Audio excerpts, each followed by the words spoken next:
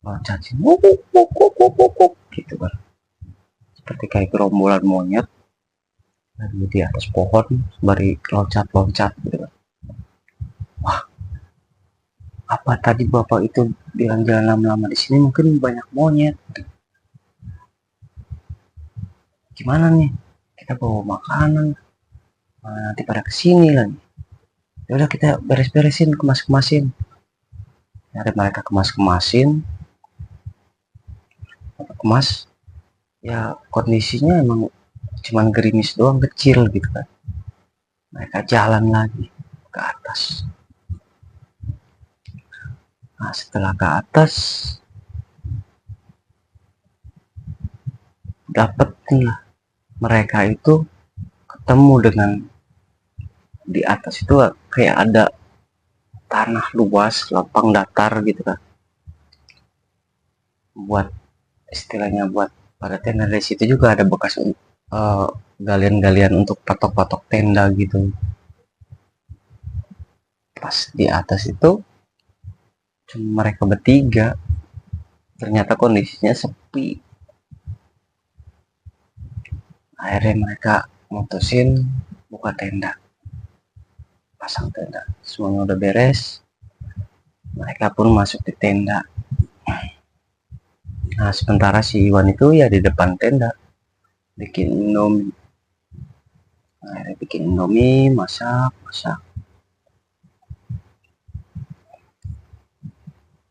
Ketika jam 12 malam, mereka udah mulai ngantuk tidur. Si Boy yang lagi mainan handphone sembari rebahan ngerasa di luar tenda itu seperti ada bayangan. Seperti ada bayangan kayak lagi ngeliatin. Si Boy kaget. Sementara si Rudy dan si Iwan baru pengen tidur, baru merem nggak lama gitu kan, belum nyenyak-nyenyak banget. Dikaget. Bangun, bangun, bangun. Kayak ada orang di luar. Ah, kamu Boy ada-ada aja. Kan tak kamu tahu sendiri, tadi aja di sini cuman kita doang, tenda kita doang. Yang lain nggak pada nggak ada. Enggak, itu tadi saya lihat kayak ada orang di luar. Akhirnya ngecek lah si Iwan. Gak ada apa-apa. Udahlah tidur kita istirahat, kita kecapean. Akhirnya si Iwan, si Rudi tidur, si Boy itu belum bisa tidur karena penasaran kayak ada orang gitu. Nggak lama kemudian itu si Iwan dan si Rudi udah terlelap, si Boy masih melek aja. Tendanya itu goyang-goyang begini. Si Boy semakin apa ini, semakin bertanya-tanya, apa sih tenda segitu dipatok segitu kuatnya, kok kayak begini, angin nggak ada, nggak kenceng-kenceng banget. Akhirnya si Boy keluar. Pas keluar, Boy ngeliat di depannya itu, di pas depan pintu tenda itu, seperti kaki tapi gede gitu, segede pohon pinus. Kata Boy, ini pohon, perasaan tadi nggak ada pohon, tapi ini kayak pohon. Pas ngeliat lah ke atas, nyorotin dari atas kan, itu monyet gede badannya, taringnya di sini panjang-panjang banget, lagi begini ngeliatin si Boy. Wih, kata Boy langsung lari ke tenda. Selimut sama anak-anak, takutan banget si Boy itu. Pas di situ si Iwan sama si Rudi itu kan ngerasa keganggu. Ada apa sih Boy? Ada apa sih Boy? Itu di luar ada apa? Saya tadi ngeliat gede banget. makanya tidur, udah tidur aja, kamu suruh tidur nggak mau tidur, jauh si Iwan. Akhirnya mah tidur. Setelah subuh itu mereka bangun lihat pemandangan indah banget. Pas di situ, wah ternyata indah juga, kata si Iwan, si Boy, sama si Rudi itu. Nah, sia-sia kita capek-capek naik ke sini juga. Pemandangannya indah, sejuk gitu kan. Nikmatin banget alam. Akhirnya mereka tuh sembari nyari-nyari aliran sungai. Di sana ada di sebelah tendanya sih mereka itu, nggak jauh dari itu ada kayak suara gemercik air. Ternyata di sana ada seperti kayak air terjun tapi kecil gitu, seperti curug tapi kecil, nggak tinggi-tinggi banget, airnya jernih bang. Air mereka di sana mandi-mandi bersih gitu, cuci muka, si Boy mandi. Akhirnya pada mereka pada mandi, si Boy ngeliat di curug itu, ngeliat lagi seperti patung monyet besar kepalanya dengan taringnya, seperti mirip yang dia lihat semalam. Pas kayak gitu Boy langsung, yuk udah yuk mandiannya. Apa sih Boy, ini seger tahu. Iya seger, udahlah kita kan udah ngambil air, yuk kita masak bikin kopi terus makan. Akhirnya makan. Waktu siang pun jam 12 siang si Boy itu kebelet pengen BAB. Ya yang deket-deket air yang ngalir itu ya yang tadi curug tadi, yang paling deket. Boy kesana sendirian. Boy itu ya nggak jauh dari curug itu, Boy disitulah buang hajat tanpa permisi tanpa apa, saking mungkin dia saking perutnya sakit, mules. Situlah dia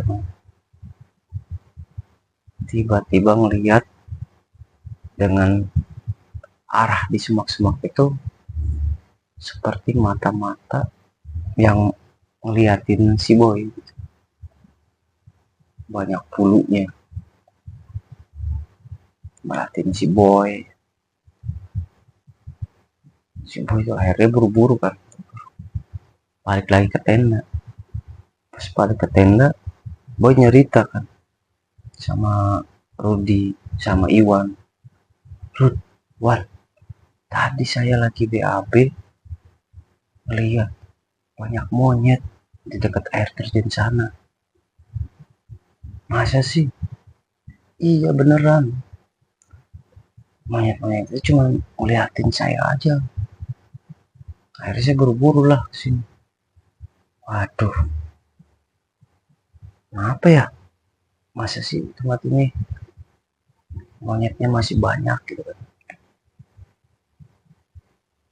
Akhirnya sore pun masuk di waktu maghrib. Di waktu maghrib itu mereka masih di luar tenda, nikmati alam gitu kan. Karena dari atas itu ya perkampungan, arah kota itu masih terlihat indah, lampu-lampu udah mulai nyala gitu. Setelah itu kedengeran suara azan gitu kan, maghrib. Mereka akhirnya cuman bikin kopi, bikin makan, ngerokok karena cuacanya dingin. Sementara si Boy ini nggak tahu kenapa diem aja di dalam tenda aja. Dalam tenda itu si boy aduh keluar, boy kamu mau ngapain sih di dalam mulu, ini makan nih, ini kopinya udah siap no. Iya iya, saya mau ini lagi nih, mules lagi, tapi nggak mau ke sana. Akhirnya si boy ini ke belakang tenda. Nah di belakang tenda itu ya pohon pinus itu dan semak-semak gitu kan, nggak jauh dari tenda itu.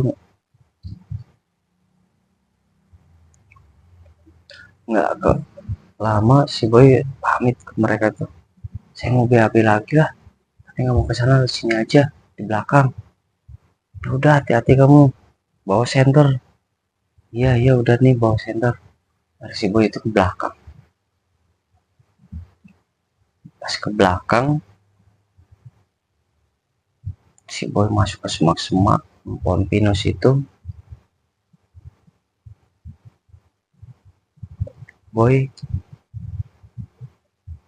tiba-tiba ngelihat sosok tinggi gede berbulu dengan taringnya yang panjang gitu kan, udah nganga seperti kayak pengen makan itu si boy. Si boy semakin ketakutan ngeliatin, cuman hanya diem ngeliatin. Boy bilang,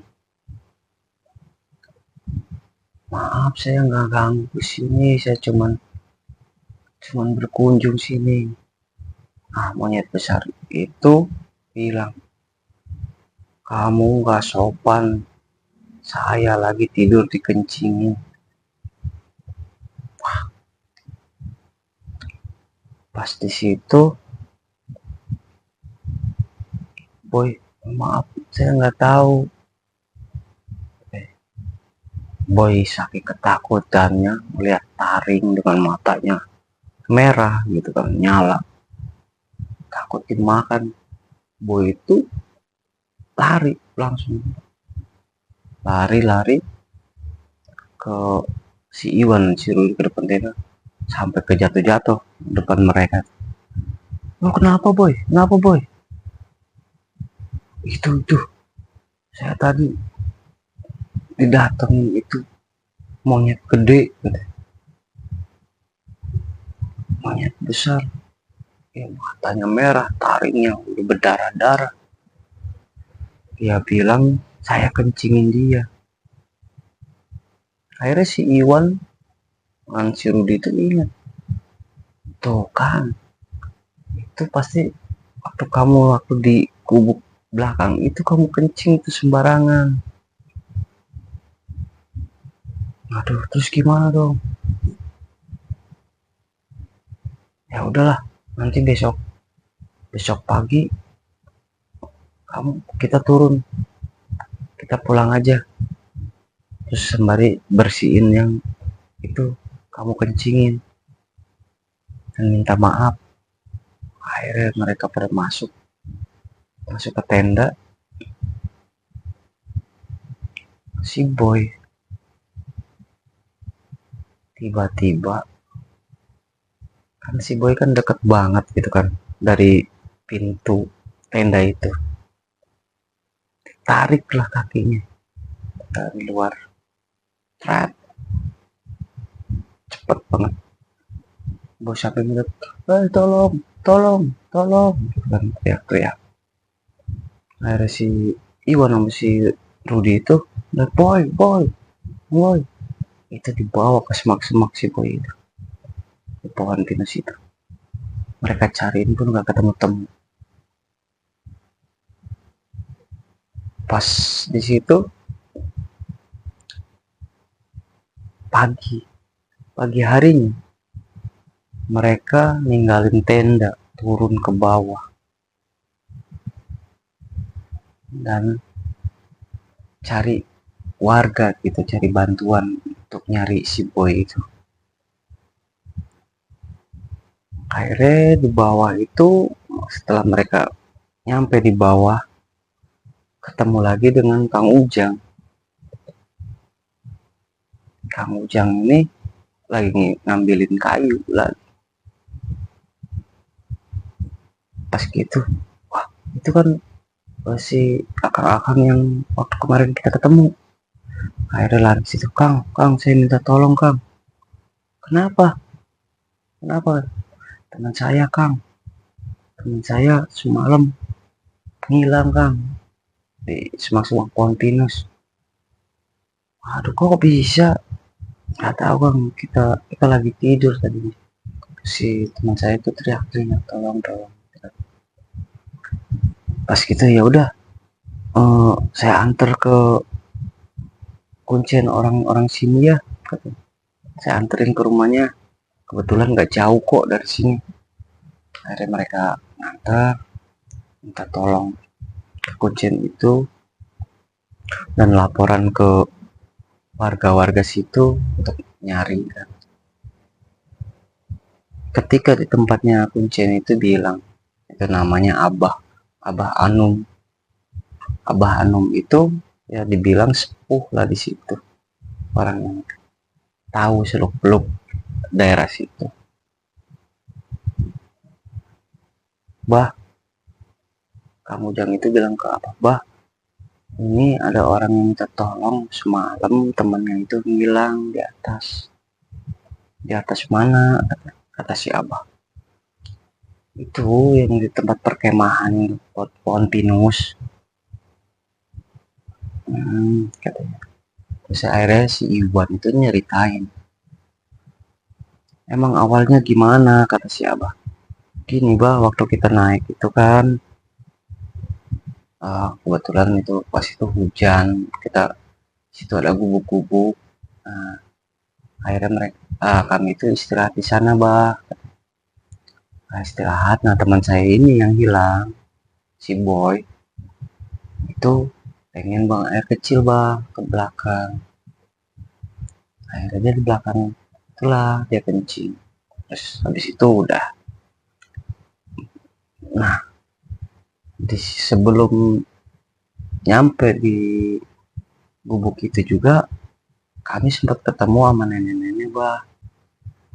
Dia bawa kayu bakar, nggak tahu datangnya dari mana, ya gitu. Pas di situ si Boy katanya ngelihat ada monyet gede, ada apa? Taring, matanya merah. Taringnya itu penuh darah. Waduh, kata apa? Itu pasti teman kamu yang nggak sopan daerah sini. Iya sih bah, dia agak sedikit sompral gitu kan, ngomongannya nggak dijaga. Aduh, ya udah nanti apa bantuin. Akhirnya pada nyari kan. Setelah siang itu cari-cari ya nggak ketemu, malah ketemu. Cari deretan pohon-pohon pinus itu nggak ada yang ketemu. Akhirnya waktu udah sore warga-warga pun udah nanti lagi dilanjutin lagi nyarinya. Akhirnya malam itu pun ya si Iwan sama si Rudi itu masih di tempatnya Abah itu, Abah Anum. Abah Anum bilang nggak tahu kenapa sih Abah Anum tuh ya cuman ngebakar menyan, terus mulutnya kayak kumat kamit gitu, terus ngomong apa gitu.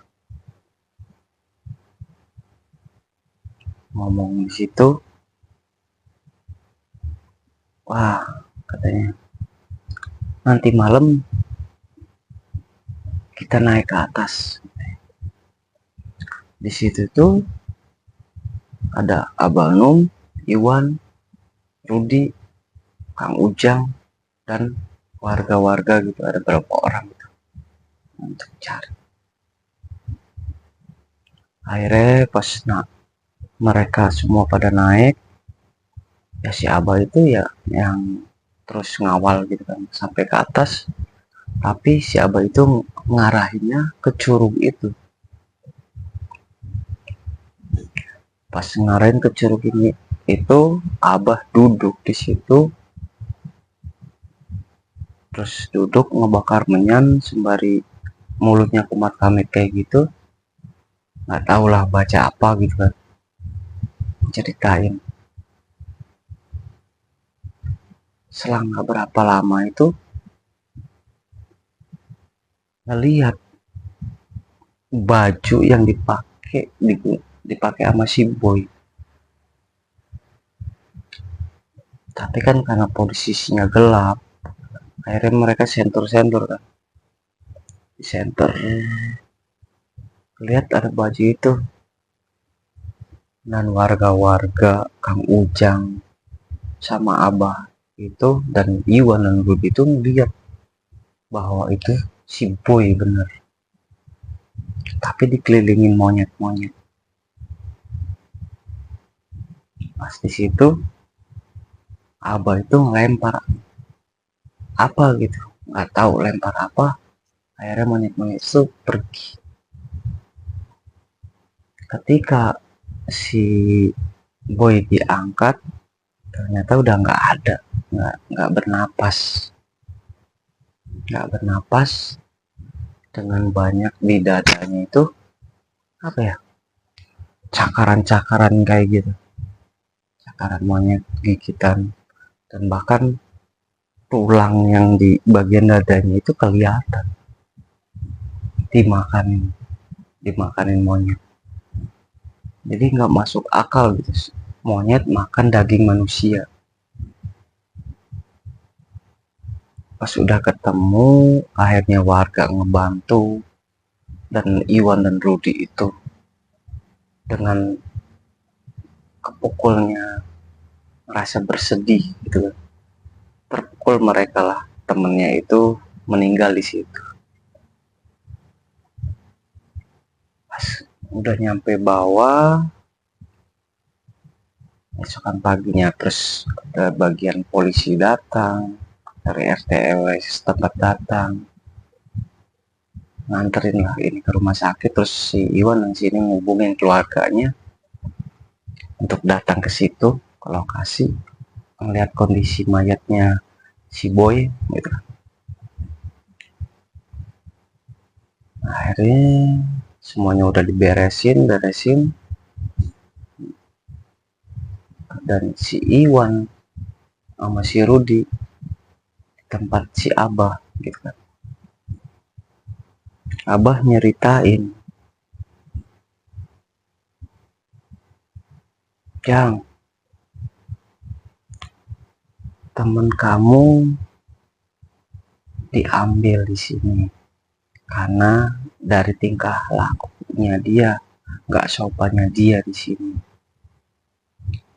Kalau kamu pengen tahu, dulu di sini itu tempat pesugihan monyet katanya.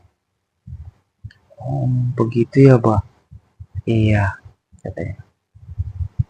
Ya karena teman kamu itu udah bikin marah penghuni sini, kayaknya jadiin tumbal katanya. Hanya setiap tempat manapun harus punya adab gitu kan, harus punya sopan santun. Ya Bah katanya, udah sekarang mah kamu pulang, biar nanti Abah yang ngurusin di sini. Itu monyet-monyet yang itu yang kalian lihat tadi semalam, itu dulunya manusia semua. Mereka pesugihan di situ, dan akhirnya lah jadi tumbal di situ juga karena melanggar perjanjian itu. Makanya mereka jadi monyet di situ. Wah, ngeri. Akhirnya di situ semuanya, si Iwan, si Rudi pulang dengan rasa duka citanya karena temennya meninggal di tempat. Kang Ujang juga ngedapetin dari kisah itu jadi pelajaran dan pengalaman. Nah, di situ Jadi masyarakat di situ itu tahu masih ada segelinciran orang-orang itu menggunakan ritual di situ itu untuk pesugihan.